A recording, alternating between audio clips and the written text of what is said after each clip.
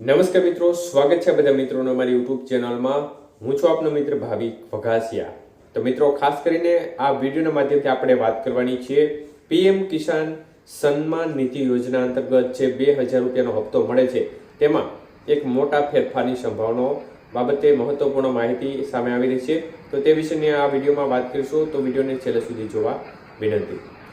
તો મિત્રો, ખાસ કરીને પ્રધાનમંત્રી નરેન્દ્ર મોદી દ્વારા જ્યારે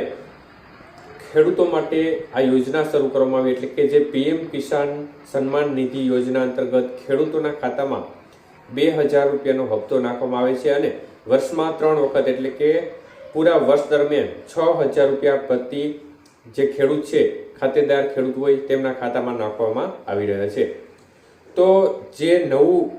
બજેટ રજૂ થવાનું છે 1 ફેબ્રુઆરી 2025ના રોજ, તો આ બજેટમાં મહત્વપૂર્ણ જાહેરાત જે 2000 નો હપ્તો છે તેમાં ફેરફાર અંગે કરવામાં આવી શકે છે અને ખાસ કરીને જે માહિતી મળી રહી છે તે મુજબ આ હપ્તાની રકમ છે તેમાં ફેરફાર થવાની સંભાવના છે। હાલની સ્થિતિ પ્રમાણે જે આપણને 3 હપ્તામાં 6000 રૂપિયાની રકમ મળે, તો તે હપ્તાની જે રકમ છે તેમાં વધારો કરવામાં આવી શકે છે અને ખાસ કરીને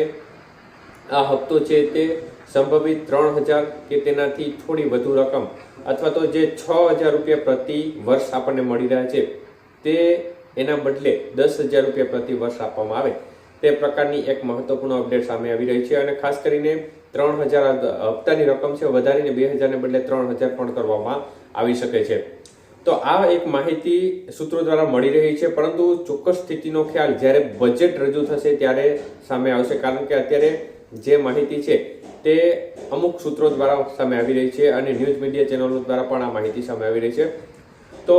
આ રકમ છે તે થોડો વધારો થાય તો ખેડૂત મિત્રોને ચોક્કસપણે થોડો લાભ મળી શકે છે, પરંતુ હવે આગામી જે ફેબ્રુઆરીના બજેટ જાહેર થાય ત્યારે શું ફેરફાર થાય તે જોવું રહ્યું। તો આમ જોવા જઈએ તો આ એક નાનકડી રકમ ચોક્કસપણે ગણી શકાય, પરંતુ ખેડૂતોને તો પણ આંશિક રીતે થોડો લાભ ચોક્કસપણે મળતું હોય છે। તો આપણે આશા રાખીએ કે રકમ છે તેમાં થોડો મોટો વધારો થાય અને ખેડૂતોને થોડો લાભ મળે, કારણ કે અત્યારે જે ખેતીની ખર્ચની વાત કરીએ તો જે દિવસે ને દિવસે ખેતી છે તે ખર્ચાળ બનતી જઈ રહી છે, કારણ કે અત્યારે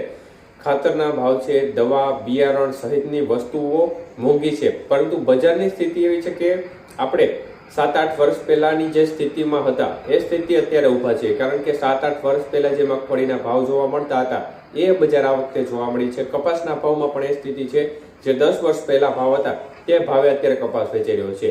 તો મતલબ કે મોંઘવારી વધી છે, પરંતુ ખેડૂતોને જે પોતાનું ઉત્પાદન છે તેમાં ભાવમાં કોઈ ખાસ મોટો વધારો મળ્યો નથી, પરંતુ સામે તેમનો ખર્ચ ચોક્કસપણે વધ્યો છે, કારણ કે જે ખેતીમાં અત્યારે ખર્ચાનું પ્રમાણ દિવસે ને દિવસે વધતું જાય છે। એનું મુખ્ય કારણ છે કે